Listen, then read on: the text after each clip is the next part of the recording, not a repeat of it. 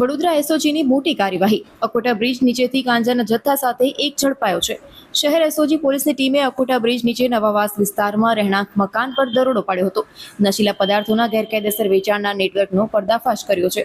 બાતમીના આધારે પોલીસે સ્થળ ઉપરથી મુખ્ય આરોપી ઝુબેરભાઈ રફભાઈ પટેલની ધરપકડ કરી છે, જ્યારે સહ આરોપી ગની નિઝામ શેખને પકડવા ચક્રો ગતિમાન કર્યા. આરોપી પાસેથી 1 કિલો 501 ગ્રામ વનસ્પતિજન્ય ગાંજાનો જથ્થો, મોબાઈલ ફોન અને ડિજિટલ વજન કાંટો મળી કુલ 80,150નો મુદ્દામાલ જપ્ત કર્યો છે.